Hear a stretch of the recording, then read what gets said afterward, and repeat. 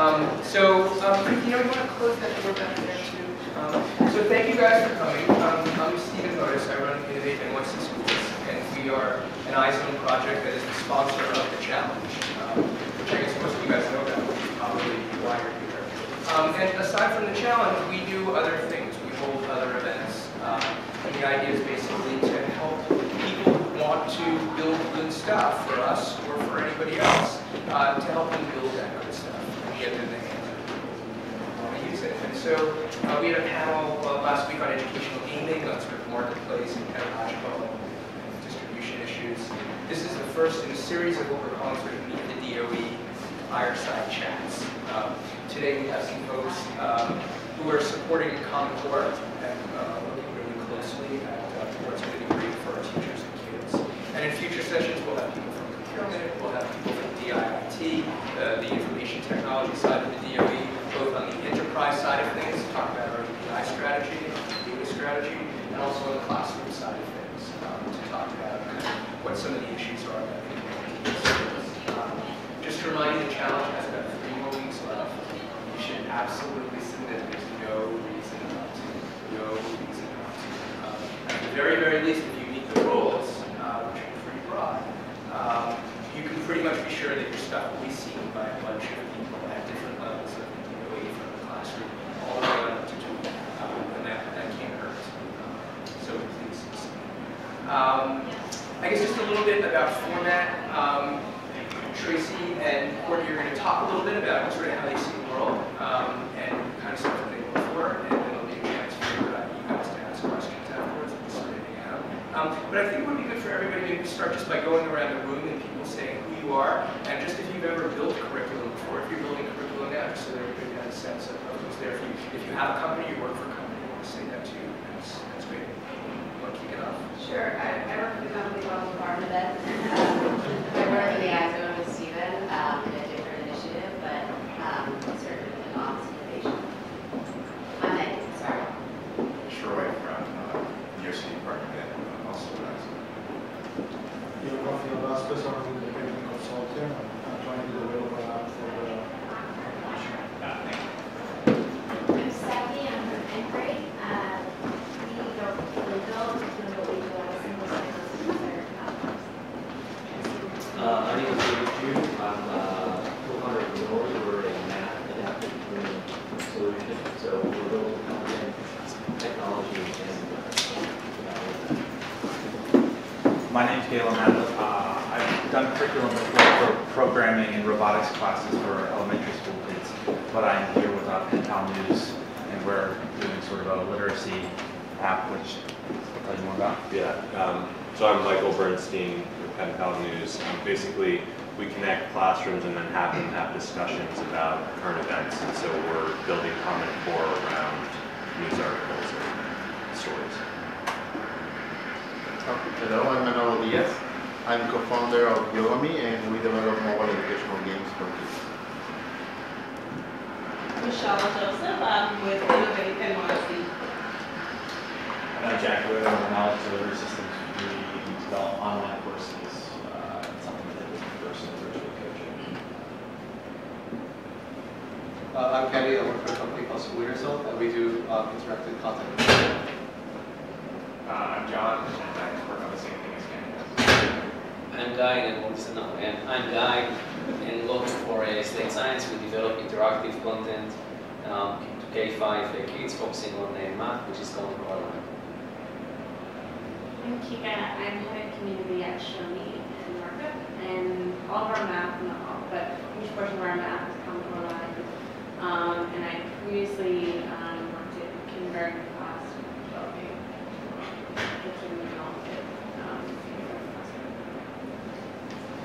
Hi, my name is Herschel Farik, and I'm founder of a company called Triple Labs, and we're enabling real-world-based Common Core line math learning for those students.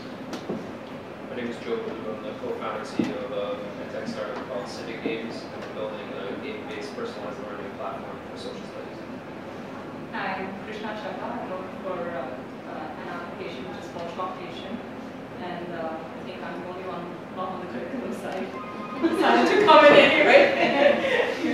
I'm Noah Elman. I'm the president of an organization called Improve, Department of Ed to build a teacher online collaboration system for teachers and students to search, save, and share high-quality instructional resources. All right, so I'm Courtney Allison. I work for the DOE. I'm in what's called the Office of Achievement Resources. There'll be lots of like DOEs. It's a language. If you're going to enter into anything with the DOE, it's worth learning some of, but you can stop and say, what was that, or what was that acronym, or what do you mean, or does that word mean anything at any point in time, so please stop me.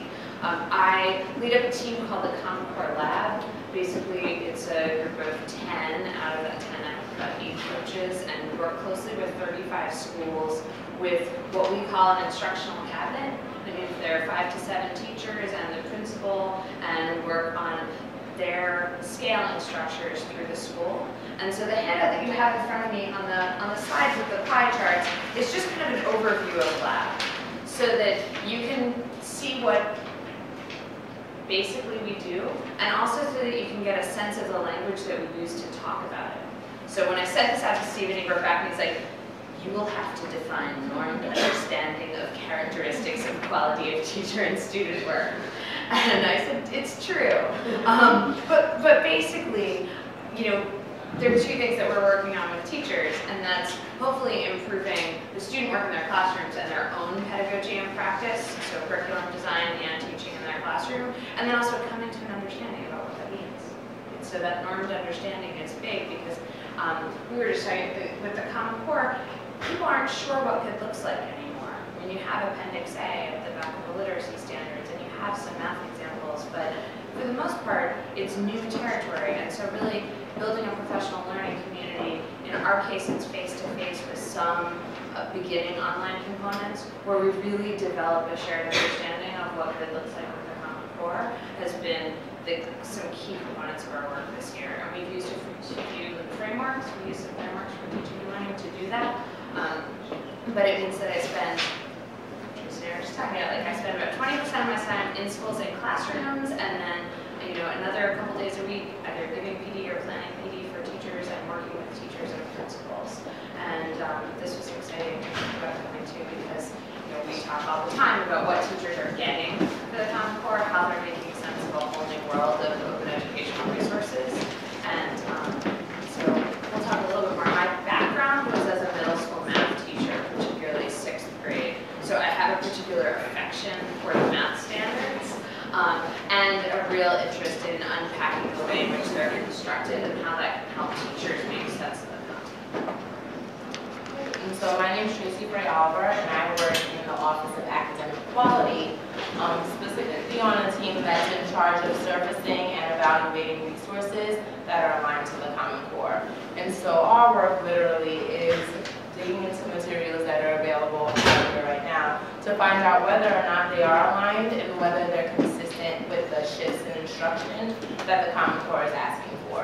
And part of that work is managing a set of educators that we've trained to become familiar with our tools and protocols that support us in doing that type of evaluation, but also through the process has helped to develop their capacity and understanding of the standards. Because part of our process and protocols is really all about just digging into the standards, and you have to do close reads, and you have to look at a variety of different materials to, as Courtney said, try to make sense of what this looks like. Not only in materials, but also think about what are the implications for practice. And so that group of educators started off last year as a set of 60, 30 in ELA, 30 in math. I specifically held every session for the math fellows. And now this year they've scaled up to 300. And we've taken on a new group of fellows in science and social studies. But I've been able to scale up the groups that we have in ELA and mathematics. So in math, specifically, we have about 100, and in ELA, we have about 130.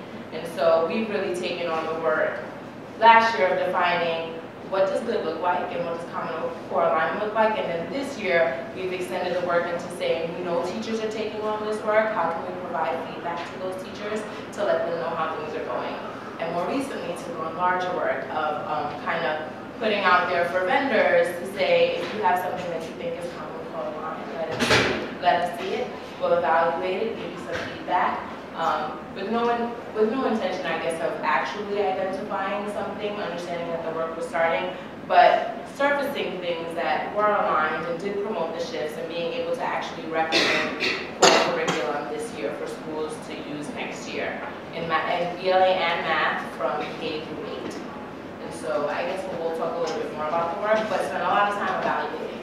Could you just talk again at the top level, you talk about the shift. What characterizes the shift? What, like, process? What's different about Common Core and why is it part of it? So as I said, like that's dimension 2 of our rubric, right? That in the first area for us is really taking that closer to the standard and looking for evidence of whether or not whatever the material, the activity, whatever experience the student is having, whether what is being assessed actually elicits evidence of the standard, what the standard says specifically. But the next dimension for us is really thinking about whether it promotes the instructional shifts, which are focused, meaning that whatever the students are engaged in, that is focused on high priority standards. Every grade has identified what kids should be working on the majority of their time. And then the other piece for us is whether there's coherence in the materials, whether students are actually making connections.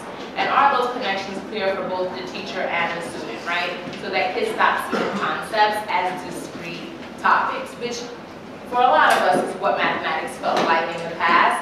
But the shifts that are really identified and called out really ask for kids to be able to make those connections and support teachers in identifying those connections. And the third shift is rigor, which is composed of fluency, helping kids to do things with speed and accuracy. And part of rigor, the other part would be deep understanding, which allows kids to actually write about their understanding of the math. And application, which allows kids to apply the mathematics without prompting, which is something that has been very new for teachers. And we have a Common Core library that hopes to serve as an example of what that can look like. And so the Common Core Fellows spend a lot of time helping to develop those tasks, but also reviewing tasks to help give teachers insight into what tasks and units can look like that actually provide these opportunities. Well, it's like the fluency piece is actually something that we saw early on with resources was a really common thing where we felt like people were like, oh yeah, we got fluency. That means they do a lot of problems all in a row. And then they'll demonstrate fluency and they'll like get a sticker or a badge or whatever it is. And so one of the things that we've been pressing back and forth with curriculum materials, which may be applicable to those of you who are thinking about, you know, math apps or math materials, is this idea of what is fluency. And it's not just memorization, or it's not just that they do it, a lot of it very quickly, but these ties into conceptual understanding and application that really differentiate fluency from kind of what we've talked about in the past. Yeah, so I think it's that balance is what we're trying to get teachers to see, because initially when they see the shift of fluency, it's like, you know, for the math boards, everyone's just kind of like, yes, told you they needed to do things fast, and you know, this is validation that I should be timing them, and they have to do it a bunch of times, but really getting them to see that there needs to be a balance and that the conceptual really does influence a student's ability to develop fluency. And I would just say another big thing for us has been getting teachers to also understand that when we talk about alignment, that it's not just to the standards, the content standards, but also to the math practices, the 8 practices that really speak about what students should, their behavior and the way they think and their reasoning. What does that look like, and how do you know a student's proficient in those practices? And to be honest, I think as part of, as we've looked at resources and talked to teachers and seen them even try out things, they've struggled to think about how do I know that this thing that I've created and put in front of my kids actually provided the opportunity for them, let's say, to make sense of something and persevere. How do I know that they're persevering? Is it because they didn't give up? Or similarly, another practice asks kids to critique, to construct a viable argument and critique the reasoning of others. I think for teachers, it's this whole new experience of how not only do I provide that opportunity in my classroom, but how do I elicit evidence to know that they're actually doing it?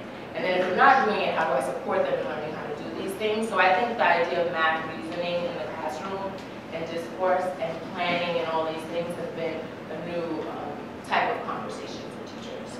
And when we've been reviewing materials, that's another place where we see developers are either really like missing the mark or really hitting it. That like the standards for mathematical practice are not a checklist. and that often there are places in the work where, of course, maybe this could get to perseverance or it could get to critiquing the reasoning of others, but actually there's focus within this particular standard that has to do with looking for and making use of structure. And so that's where you're going to hit on this problem, where a child's really going to look at an expression and that it's about examining structure, although maybe they will get to some of the other standards in mathematical practice through that, but that it can't be a checklist. And so materials that we've seen where you see a lesson, it has a couple standards outlined, and then it says standards for mathematical practice, and like they're all listed. And that pretty much right away gives us an idea that the people who are constructing those materials don't really understand the standards for mathematical practice, nor have they really looked deeply at the standards. And I would just say in terms of me, this idea of the shift of having focus has been particularly, I guess, daunting for teachers, because the idea is with focus means you have more time, but with time means you need more resources, or you need to understand how do you take a concept that in the past was presented over the course of a week, and now you have 8 weeks to teach a concept. To them, it has been something that was very challenging and more of a, oh, I need to find more worksheets, or oh, I need to find more problems.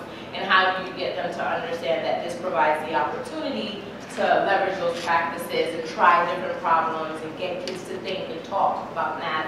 And I think for them, the idea of having a real world problem and applying mathematics without prompting is a foreign idea. So letting kids actually have a problem, like what is a problem versus a word problem?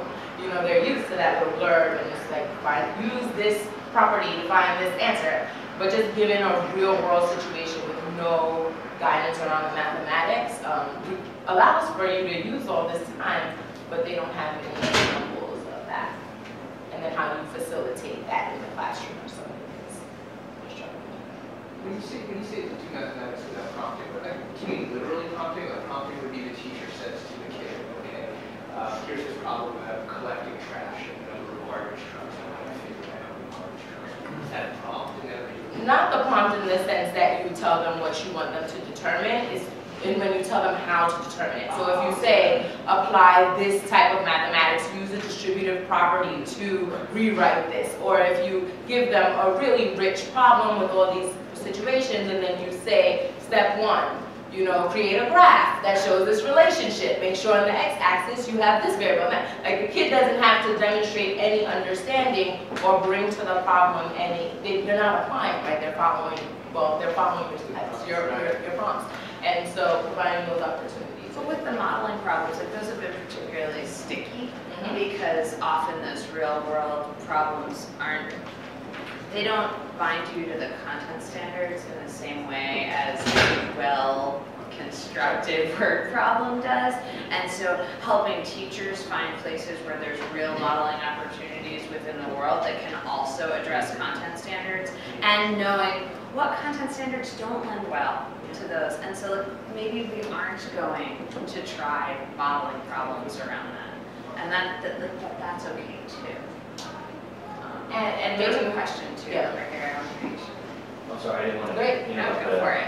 Is that okay? Yeah, go ahead. As you were talking about just some of the more qualitative aspects of the Common Core, you know, perseverance and those kinds of things, I was wondering whether or not the discussion with teachers has kind of broached the idea of grading and how grading needs to change, or does it change, and how do you guys change it? I'd love to just hear how you guys think about grading in the context of this alignment going forward.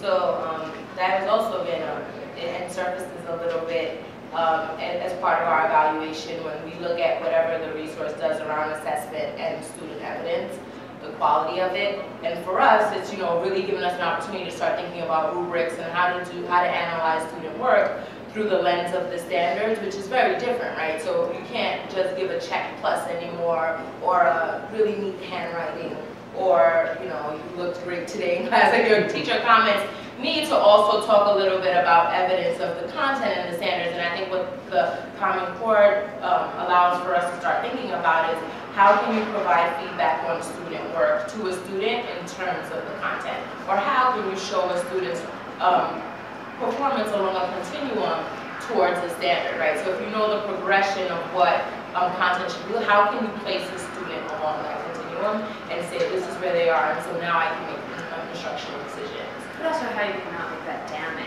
So we've been working a lot with formative assessment being actually formative and fighting against the gradebook reflex, which is, okay, I know that this student is on this continuum and so they have a 60.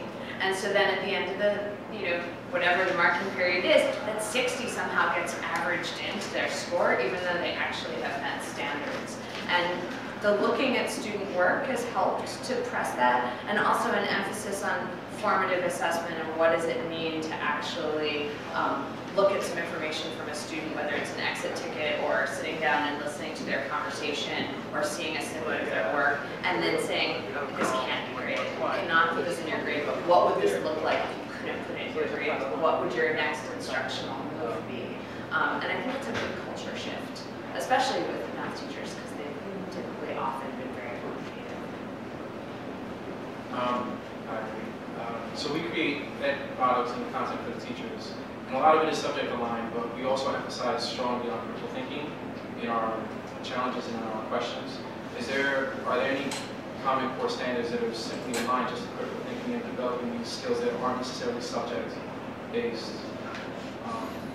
So for us, I mean, obviously in work that I do with evaluation, like the lens is always like alignment to the standard. But what we find is that, and what we really push is that you really can't have the practices without content, right? So I can't assess a student's ability to reason quantitatively and abstractly unless I'm talking about some type of content, right? You can't construct a viable argument unless you're talking about math content. So we really try to emphasize to teachers that there should be a strong relationship between the opportunities you provide around critical thinking and reasoning and the actual content you're assessing.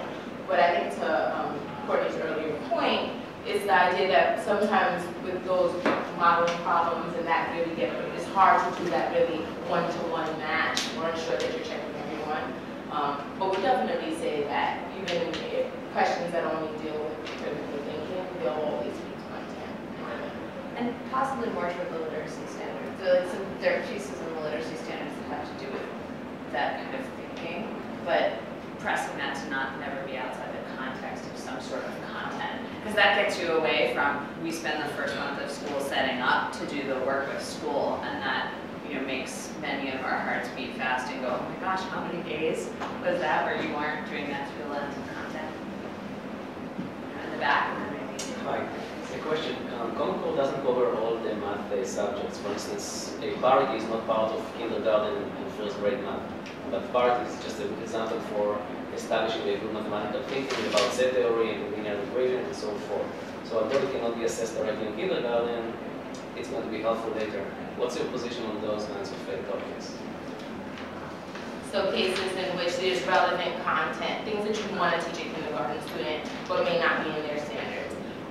Well, I think that really takes us back to focus, and is really part of the shifts we're looking for, particularly in materials we're putting in front of students, that to support teachers in making the shift to spending the time in the right places and allowing for the major work of the grade to be covered, we really are against the idea of bringing in other concepts because we find that it's hard for teachers to make those decisions, right? So if presented with the option to spend 6 weeks on ratios and proportional reasoning, but then I see that there's a bunch of work around quadratics, I may want to bring, I'm not going to spend 6 weeks because I can get to quadratics. It's like we want to make sure that what's in front of them is really focused and limited to help support that work.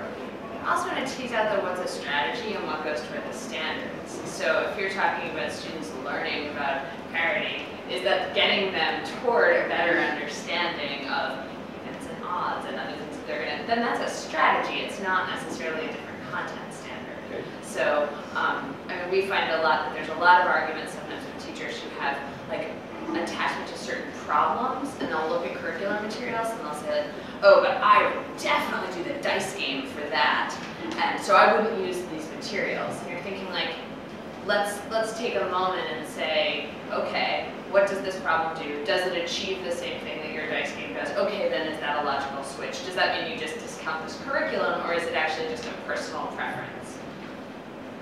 You had a question, and then you had a question. So I think you're starting to touch on what my question is about.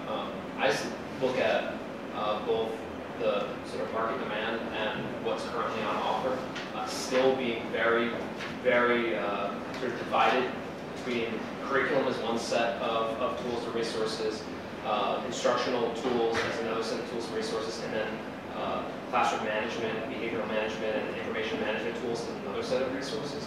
I'm wondering how you guys are thinking about the ways in which new technologies can integrate those things and break down those barriers, and what you would like to see in tools that help to bring integration between those different tools.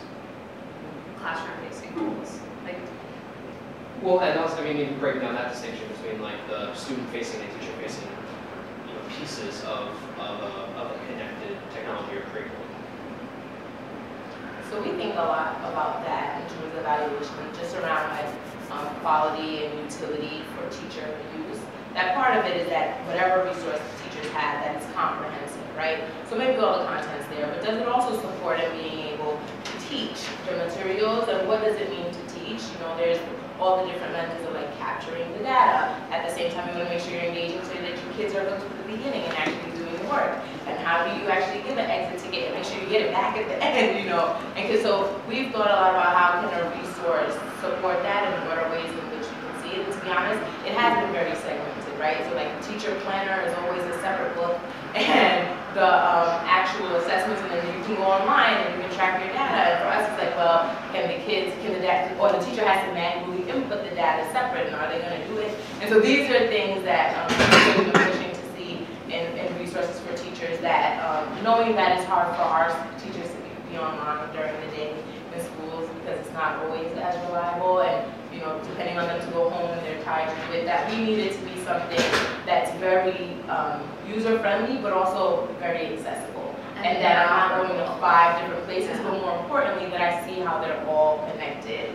And so I would say, if anything, the resource would need to be relevant and not require them to have maybe multiple apps, but that within one tool, I can have one in a different section and get to the place I need to be and understand why they're all connected. I'd also say that just having these talk to one another, one place that the current large publishers are still living in a land where everything is in silos, and that's just so incredibly difficult for educators for a variety of reasons.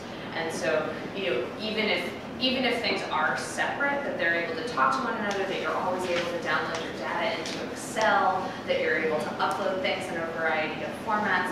Those are kind of user givens that exist in the business world that sometimes education feels like it's really lagging behind, so that a teacher can enter their data in an Excel spreadsheet if they're not online at school, but they know confidently that that's going to live within whatever system that they're using. And then the open educational resources, which are really coming when you talk about what we have on the Common Core library, or what you have in Engage and Why, or all of these other places that you can gather content from, really making sure that search functionality is broad and taking advantage of those tagging standards, so that teachers know that when they're performing a search, even if it's from within a system, that it's pulling from multiple places. That the Common Core will inherently support OER type stuff, and teachers going out and getting things. Is it sort of leaning in the direction of more diversity of materials or more sources being brought into a single classroom? I think so, and then it increases the complexity. Right. So already we're seeing teachers who, if they don't have math curriculum, like, I looked at Georgia, I looked at Alaska, oh, I'm using Tennessee. And you're thinking like, oh gosh, that's a lot. And the work for us to be on top of it, right? So if we are, so did you see the Georgia thing? I'm like, oh yes, we did see the Georgia. You have to make sure to be on top of all of it. But what's exciting is the opportunities for collaboration and sharing best practices and being able to come to one place. I mean, if districts are collaborating, potentially, what we're seeing right now is everyone has their own website, right? But ultimately, they may link to someone else. Like, that would be fancy, right? If they link to someone else. But there isn't that space where I could go and pull a resource from anywhere, but then also ensure that it's high quality. And that's obviously something we think about. That it's one thing if there's a random, Joe Schmo tagging things, but and they said it's aligned, so I'm trusting that and assuming that I have very limited time. How do you also ensure that the things they're getting are quality, and not in this way that's extremely overwhelming? Because as someone who handles, supporting reviewers, it takes a lot of time to review. So being able to set up a structure that makes the ratings for an item clear but if something isn't rated officially, how do you still support a teacher's ruling? Yeah, is there any consideration around curriculum or worker assignments that combines? Going back to Steve's question, which was that there's all this OER out there, and it's great for teachers if they know how to use it. But to me, and what I've found is that it's almost a tension where you brought up the previous point, which was on focus and coherence. So OER naturally means all the stuff that over the years has been created, right? But the approach before was all siloed, and here's an expression, y equals mx plus b, in a complete vacuum.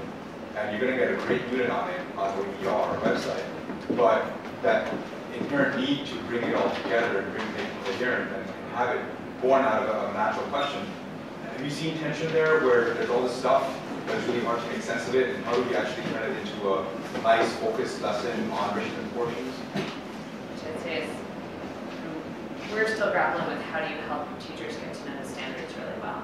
Because if you know the standards really well, and then you can apply that because you'll know whether or not it's aligned.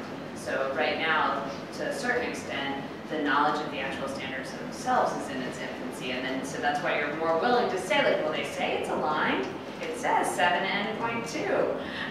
But if you actually really have a depth of knowledge of the standards, then you're going to be able to do that much more broadly. And what we haven't seen is applications or software or much of anything as of yet that isn't face-to-face tools that helps teachers to make sense of the resources in the context of the standards themselves.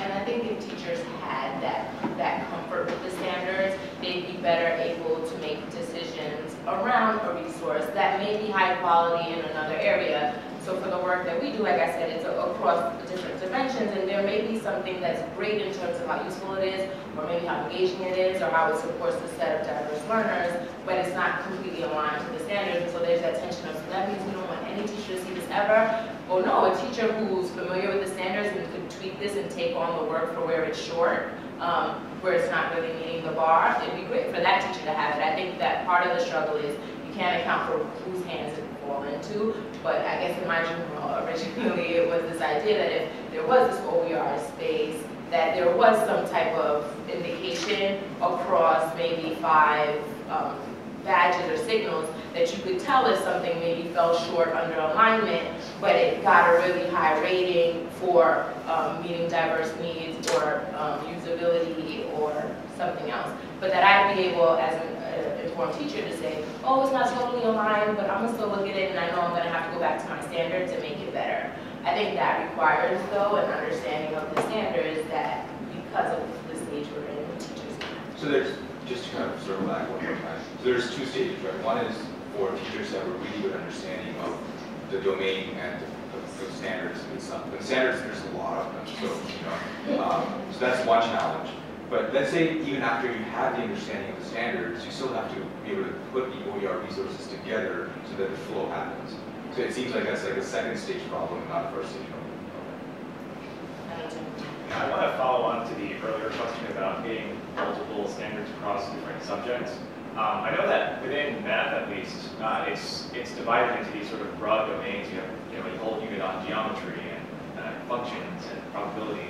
But at least from what I remember, in learning math in New York, it was divided into sequential math subjects that take bits and pieces of each of these domains. So my question is, whose responsibility is it to determine which of those bits and pieces you hit during which years? And would you say that it's more useful for people like publishers or people developing content to structure their content according to the domains defined by the Common Core standards, or according to whatever the school or the district thinks? So for us, it's part of that coherence. So we talk a lot about having the content, connect both across grades and within a grade. And so we don't want to see materials just focused only on one domain and not going in content from across domains. But part of the documents that are highlighted on the back of the sheet provide some resources around the standards that we use around the major supporting and additional work of the grade, which I think is a whole new idea for teachers to really say that the major work of the grade, and which should be spending about 70% of your time on are these big topics, right? But then there are these supporting topics that you should spend another part of your work on, and then there's additional topics that you should spend a small amount of your time. And the idea if a standard's supporting, that means it supports something major, and so here are these opportunities to bring concepts together, maybe across domains, across the year. And I think that's been one thing for teachers to understand, that how do I not teach these things in an isolated way? How do I not just teach all the major work, because that's your, but also think about how do I bring in supporting in a meaningful way, and where are opportunities that some of these additional topics may be relevant, and so now I'm going to teach it now. I think part of our struggle is that these all exist as separate documents. So I have my standards as one book, so I'm flipping over there, or maybe it's one app. There's like only one Common Core standard app. But it's like really hard to navigate because it doesn't have a lot of the meaty things in math of the standards that help. So like the overview for a grade gives us a sense of what math looks like in this grade. But the app only lets you hit on individual standards, so it promotes that work. So then there's that one resource, but then at the same time, I would love to know, well, is this standard major work? Am I supposed to be spending time here? Well, I have to go to another document for that. And then when I'm reading a standard and I'm like, well, wait, where does like functions come from? Like, when did kids first even start thinking about this? And you know, I have to go to the learning progressions document to see how it traced throughout the years. So there's all these documents that exist in separate places that never give a teacher an opportunity to kind of just at one place make sense in one experience. Just sit there and just tap away and not learn. So maybe it's worth just briefly, I don't know how many of you are familiar with any of these things, and this is not an exhaustive list. But the first one comes from a website that's authored by one of the standards authors, DOE-Common, out of University of Arizona. And he talks a lot about the learning progressions and the progressions in the mathematics standards. And so this is one example that is a visual that he uses around the major flows of work leading to algebra. And since so many people are interested in remedial work, and particularly in New York City where we have the 6th grade challenge of kids that arrive to middle school not ready, or the high school challenge of kids that arrive to high school not ready, understanding what skills or what conceptual understandings might be missing, if this has been helpful. Teachers, this is very helpful for teachers to look back and make connections across the grades. The Illustrated Mathematics website is actually, this is a really interesting project because they have single math problems that illustrate math standards.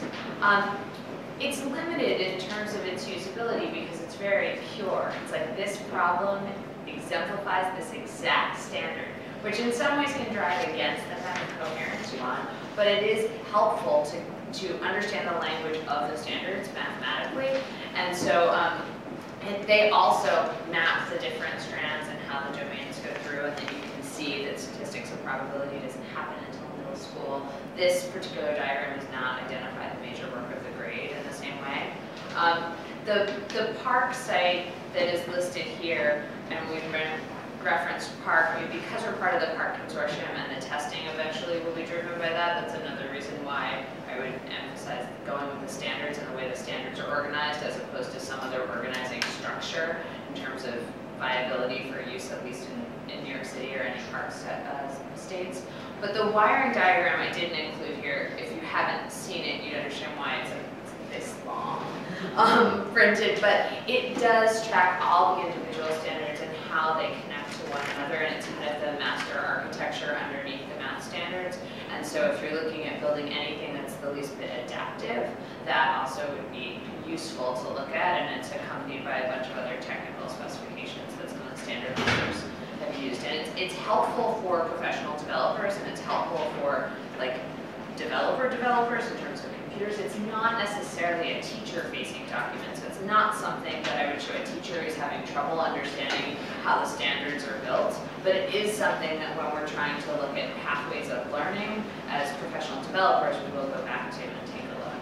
So, but not on here is the Common Core Library, which you can get to off of the DOE homepage, and if you haven't poked around the Common Core Library, then I definitely recommend looking at the resources that are there and the way that the department's talking about the standards and the standards. If I'm like an ELA teacher, how am I assessed whether or not I'm hitting standards? So we do alignment in the same ways. I know for ELA it's a struggle because what's the official content or topics or subjects you're supposed to teach, that's not defined. But it does a great job of showing the staircase for the skills, as well as this idea of text complexity, which has been a real struggle for our schools to get behind, and handling the reading levels that our kids come in with, but also at the same time meeting the expected text complexity for a specific grade. I would say for us, we still do very close alignment. We will read a prompt, we'll look at what students are asked to do, and we'll compare it specifically to the standard to see whether kids are asked to construct an argument, or are they actually being asked to give an opinion and they're in 7th grade. They should be thinking about making arguments, and when is counter-argument coming in. So the standards still provide for us in ELA opportunities to hold them accountable to specific things that we hope to see them doing whenever they engage in any type of writing or reading prompts, knowing that the actual topic or subject may be different across schools because there's no set subject or not. And is your question, how's the teacher assessed on whether or not? I mean, so without pretending to be a teacher evaluation expert, which I am not. You want to bet? Without getting into 3012C and all of that business. I mean, so there are multiple measures that are currently, in the works. One of those is standardized tests, and so how your students do on the standardized test is one way that teachers are evaluated.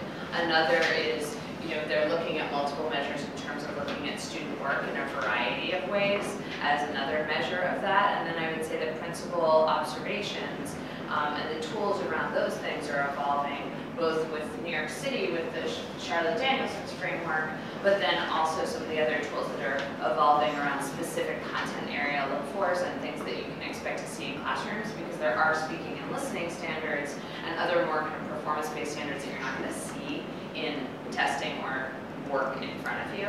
And so multiple ways, but generally all based on some sort of student output. Okay, thanks. Megan? So as we as a city and as a nation begin to embrace the Common Core, which I think is the best I can have for there's also this other conversation going on nationally about online and blended learning, or sort of anytime, anywhere learning.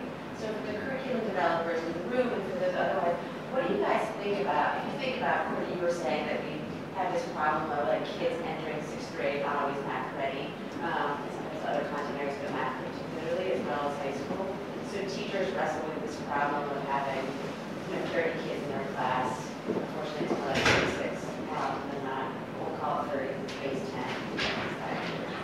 So when those kids, we know they don't all learn at the same pace. We know that they don't all come to class with the same sort of preconditions for learning. So as we think about developing content in a blended space or an online space, what are your opinions and what have you guys been, have you been starting the conversation about having kids move at their own pace, knowing that pedagogy needs to be really at the forefront of that, and that's where people misstep the most, right? They think that like learning can completely take place in an online space, and you need teachers role in there. So how do you make sense of that sort of national conversation around anywhere, anytime learning in the face of trying to help a nation of educators think much more deeply about what kids need to learn and why? I've seen so little good online pedagogy for teachers to use in classrooms. Like that it often is like, oh, if I'm doing remedial work, it means those kids go to the back and get on computers. And then it actually limits the amount of conversation that those kids have with a trained professional educator who spent years learning content. Or those kids are really advanced and so they're going and doing something online and they're watching a combination of videos and they're clicking through something and maybe they're answering some questions. The few places that I've seen some interesting work is where collaborative tools are actually used between students and teachers. So even something as simple as a projected Google Doc where students have a combination of out loud answers and work that they're showing in a doc in real time so that you get kids that are willing to answer out loud and you get kids that perhaps are more comfortable sharing their thoughts in other ways, or ways in which kids are collaborating to solve different components of a problem, but the place that they come to share that information is online. But there's that whole piece about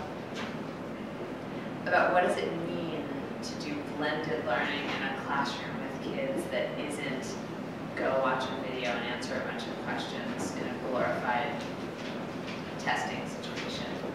And then how do we use that information formatively to re-engage kids in their learning? So, and I guess just to add to that point, like the idea, like the standards really push for, you know, supporting students who need remediation to engage in the grade level content, and that teachers have to find this way of being able to master teaching grade level content in a way that supports students who may be struggling, which is clearly something that's challenging for teachers, but that you don't spend half of 9th grade teaching 8th grade or going, oh, my kids can't multiply. And so you spend literally weeks teaching them, that compromises the focus, right? Well, part of what they need is to understand, well, if I am going to teach this topic that requires certain prior knowledge, what are ways that I can infuse the prior knowledge, make sure that I'm supporting them with it, but at the same time pushing them along. And that's one need that we definitely see. Just building on that, my understanding is that brain research shows that kids retain more learning if they can connect what they're learning now to something they learned in the past. So in terms of, I guess, if you agree with that, what is the demand for bringing more multimodal resources into the classroom in terms of setting the context for a particular, you're looking at coherence, if you're solving a real world problem, do you think there'll be more of a demand for videos that provide a context or a background for a problem and then going into the collaboration? Or to what extent are we going to be harvesting, when we're talking about real world problems, what's out there on the web and bring it into the classroom, just to provide context, not as the main, not for an online blended learning environment, but to provide ways for students to better relate to the material? And definitely, we've seen a little bit of some resources where it provides a little more, I guess, more independence for the student as they're engaging in a problem to, you know, click and explore and get some math background. That may not necessarily be at the grade level. I definitely think we haven't seen it in a way that it's been, you know, that doesn't compromise rigor in the classroom or doesn't create a bad situation where the student's left out of the loop or left to navigate on their own. And then there's really no data or information on whether or not they've learned anything differently. So I would definitely say for us that I could definitely see it happening in a way that's successful, but I think focus would have to be kept in mind. I think so balancing coherence and focus is something that's important. and acknowledging that the infrastructure in a lot of classrooms may or may not consistently support that. So having like a video that's exciting that sets the context for a problem may be possible in some places, but it's just as likely, particularly if that's a large file and it's streaming, that won't work. Literally, technology applies in the classroom, sometimes for the students who need it the most. And so, like a reliance on that is a double-edged sword, I think. But we're seeing some more of it. Yeah. So the work that you guys are doing, it sounds tremendously labor intensive, right? Both in terms of gathering and evaluating and training sort of practitioners, ultimately clinicians who are having balance, right?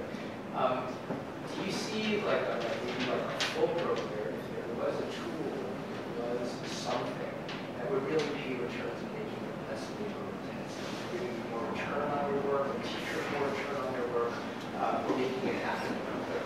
Where's that point that you would tap and say, do that a little bit and get lots and lots of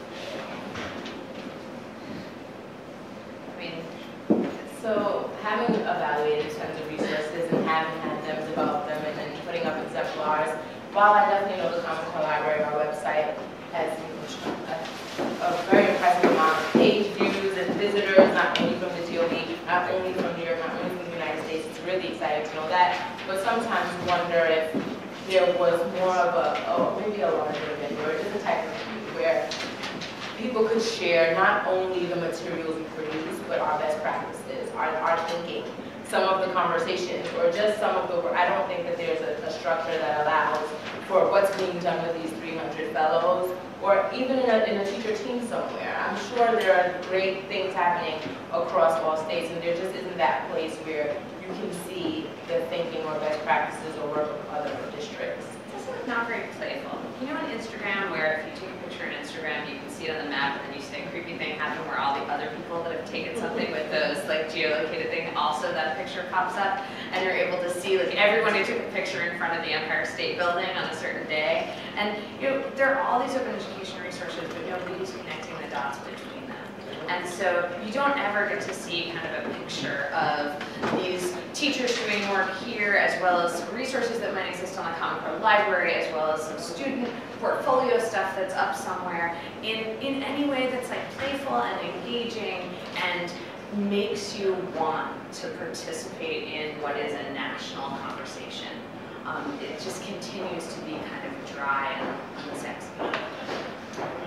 This may be more of a technical question, but for those of us that want to stay closely aligned to the DOE's mission, aligned with the Common Core, are there any DOE-endorsed APIs that we should be using to align our content, or if you want it to stay in the process and have someone in-house that's doing it organically? There are APIs, you'll get that in the next session. There's all sorts of stuff. I'm not sure specifically about Common Core content. Okay. I've heard academic benchmarks. I don't know if I haven't looked into it. I don't know. The LMRI, tagging standards, and like there's a bunch of stuff that I would say, yes. The DOE is moving to a place where it would prefer not to have individual conversations with each vendor in order to have individual customized solutions for integration. For sure, for sure. Just on that last thing, I think the last conversation you were having, I think at Yelp for educational resources where you can crowdsource reviews on stuff would be one really cool thing. I'm not going to create it, but maybe you guys could ask for it. But a question is, I'm really curious to hear about what your vision for the school looks like in 5 to 10 years. You know, what iZone would want to see the restructuring of school, classrooms. Are we going to have a lot of schools with open auditorium style? I mean, we're going to watch what Joel Rose does, but what are the schools going to look like? So when we're developing resources, we can be thinking ahead to a new kind of school. The school doesn't work right now very well.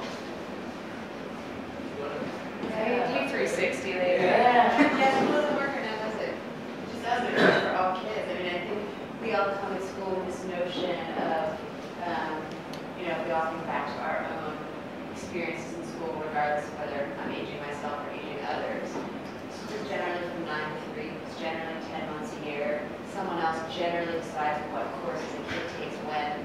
Someone else even decides like when and what a kid eats for lunch, what she's eating every day. Right? Adults are making decisions about kids they've never met before, and that's just broken. Right? It's broken.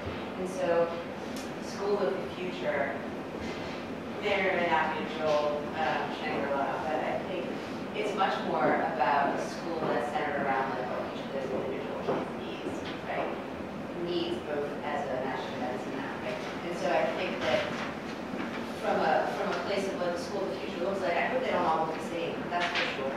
I mean, I certainly hope that schools have more lifelong teachers, first of all, who are like interested in that craft as a true career and feel themselves. I mean, what we're doing in New York, you just don't see in other large urban school districts around the time. I mean, talk about laborious, see them all laborious. I mean, think about between Courtney's labs and all the fellows, like those kinds of conversations.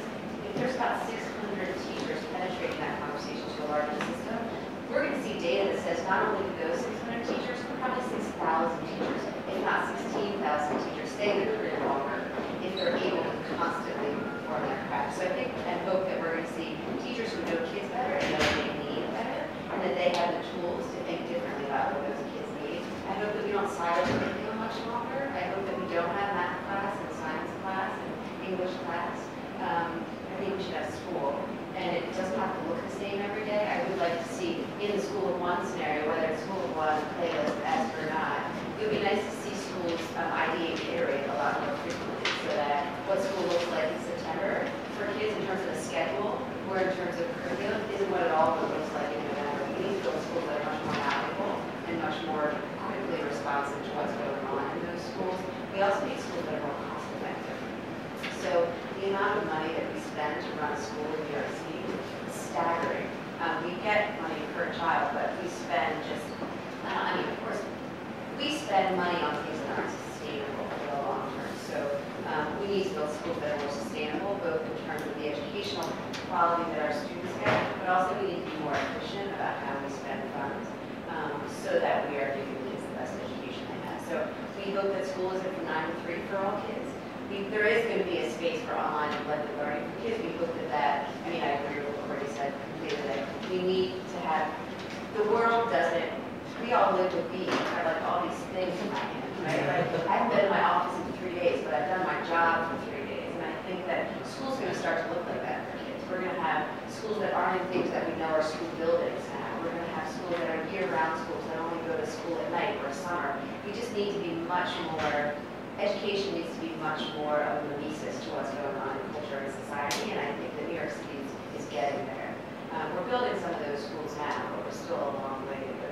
I mean, I think it's interesting this is sort of like the easy sell room, right? Of like the future of education and the entrepreneurial end of like people who are committing their careers and their businesses to providing better solutions for kids that are sexy and we like to use the word delightful. Stephen does it still. And I think that our teachers and our school leaders feel that as well. I think the harder part is the policymakers and the sort of very stagnant system that don't like to change. Things have been built for a really long time, and it's sort of everything that comes into a school is actually our hardest place to sort of entice to change. But from an application standpoint, that means that like the analytics have got to be solid, robust, and available. It cannot be that we have to beg developers for analytics that we sort 6 ways to Sunday and then we have to pay for each individual report. And like it can't be that seat time is like nebulous. I've got to be able to tell whether not only is somebody logged in, but they're actually interacting, how they're interacting, and what ways they're interacting, and I've got to be able to qualitatively analyze that or have someone qualitatively analyze that. Like I've got to be able to tell some real stuff, some real data from the interactions that kids and adults are having online to be able to push the policymakers to give kids credit for courses, but to also give teachers credit. Right now we have a system where teachers earn per session by clocking in at their school site.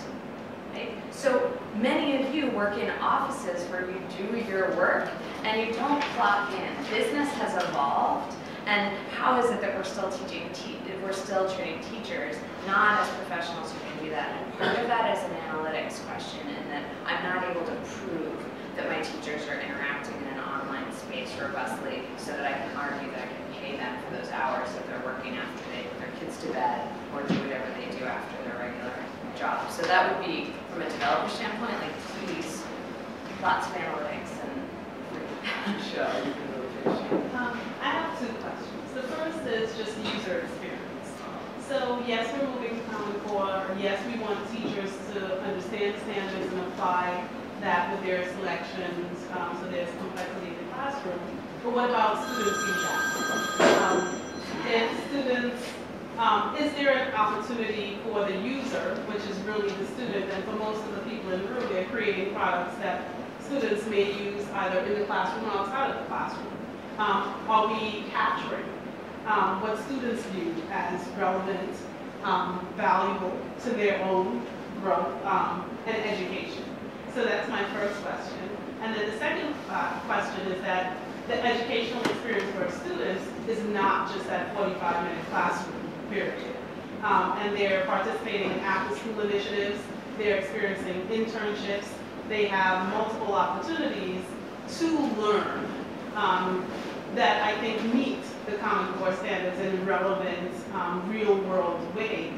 However, the people doing that work, internship coordinators, after-school initiatives, even employers that genuinely want to hire young people, aren't necessarily afforded the opportunity of a relationship that brings Common Core to their doorstep so that they can better inform themselves and therefore make those educational experiences valuable. So is that a possibility if we're really looking at schools without walls and educating young people where they are going? And how is that happening, if so? I would want to see a panel of kids. If we're going to talk user experience for students, then I would love to see the adults not speaking for the user experience and the kids with the kids speaking for the user experience, for sure. I mean, and then we've been exploring some intrinsic motivator, badging type pieces. We've seen that used with students. Is there an interesting way to think about working with our cultural institutions and our after-school programs to give kind of credit in a dynamic way that we haven't seen before? I think so. there's some people who are doing that in the public sector space, but not necessarily in the education space yet. It is certainly not yet the focus of any work that I'm doing. And we've thought a lot about, because at the core of it, while there's particular standard of learning content, like this idea of being college and career ready is really at the heart of it. And so I think all of the other parts and players that you mentioned play a huge role in that, but how can we kind of capture what students are doing there, or support those people in understanding how they can support students in being college and career ready, if it doesn't necessarily mean make sure that they're doing the standard all the way, but the idea of what are some of the behaviors that you expect to see in a student. In high school, being allowed to receive high school credit for internships, and they need to be aligned with content. I haven't seen it done very well yet, just being transparent about it. But the momentum's there. I think that we want to break down the walls of community, right? Like, I mean, if we have our Shangri-La in 10 years or 20 years, Common Core standards will be the oxygen that we all think about when we think about educating kids, which is so far from that. But I think school's only one place that kids learn, so we got to stop thinking about school as one place. There is one national network, the Strive Network, that has received a lot of grants from Gates that's trying to do exactly what you're saying, which is create partnerships with community agencies from cradle to grave and not grave, cradle to work. Cradle to work, and basically connect all those things. And that's we had this exact discussion like 2 days ago about how to capture exactly what you were saying. So I guess for us, the fact that you guys are doing all this awesome work in the lab, both from an evaluative perspective and from a curricular perspective, I would love to find out, we're doing the same thing day in and day out, we're rolling up our sleeves, we're trying to figure out how to make things coherent, how to focus the different topics.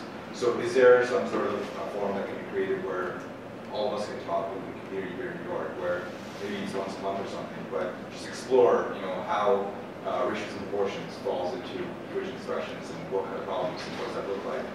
Because I certainly didn't know there were 300 Common Core credits in New York City. We've been working in the ground for a year. So it seems like there is lack of communication happening here, and what can we do about it? Is there any way the lab can get involved and potentially open up its doors? Design my dream social group. Ratio and proportions. No, it's true. I mean, I think there's definitely like possibilities for that. I know that like Revisions has those blenders that they put out that are pretty public that address kind of different problems that they're trying to solve. I don't think we've taken the step to do that yet, but I don't see any reason why we wouldn't want to get a bunch of educators together, particularly the math community. Right. Be ready, willing, and able to hang out. I mean, we could host like a pizza and beer and Common Core night on Friday evening. That sounds amazing. Yeah. Just out of curiosity. Yes, I don't see why not. Yes, email Steven about it and then Cool. go from there. And the work the fellows do is not part of like their day job, right? So the Sure. fellows meet, we meet twice a month from 4 to 7 at night at a school, and we engage in this very intense work. And so they're definitely in the habit of meeting somewhere and doing that and making stuff. So maybe last question. Yes, I received an invitation about the face-to-face, meetings starting next week. I don't know if you can tell me about it. They sent an invitation yesterday. So we're going to meet for 20 minutes. Who said name? I think he's referring to office hours, so. No. Oh, yeah, that's got a separate Because conversation. I have a very precise questions that are really passed on the philosophicals. So I need to That doesn't involve these guys. Yes. You can maybe channel those questions. you can tell about the We can office talk hours. after, I can get you the specifics if you receive that invite. Okay, last one. Sorry, so this is pretty strange because no one has really spoken about this group, which is the parents. And I'm just wondering, how does, we spoke about the school of the future and everything. So where do parents as a category really fit into all this? I'm just curious. I mean, I can answer about what I said. I think you guys have probably done an enormous amount of work educating and partnering with the parent community. I mean, I think in our world, in the eyes of parents are just as much educators of our kids as our schools are. So we really brought parents in from the beginning to talk about what's working in their school and what's not, being part of the change process. I think that's just the grind and most important work. So I would say there's not a vote. It's School of the Future or something, right, I'm not saying you're saying that, but I'm saying, like, I think that, each school in New York City may or may not have something that we call a PC, which is a parent coordinator, whose full-time job is mediating between the school and the parental community. Those play out very differently in different schools. But I think one of the things that the Common Core has helped do across the city as well as the iZone is parents read about things like the Common Core, like in the news, and they read about things like the iZone in the news. So we get parents in droves, sort of with new interest in their school. They're genuinely curious, genuinely want to be involved, and there's many more doors for them to be involved now. So I would say, if anything, it's one of the main priorities of the Chancellor is parental engagement. There's an enormous amount of effort and momentum to not only engage the parents, but work with them as partners as we think through building better schools with their kids. And this is also new content.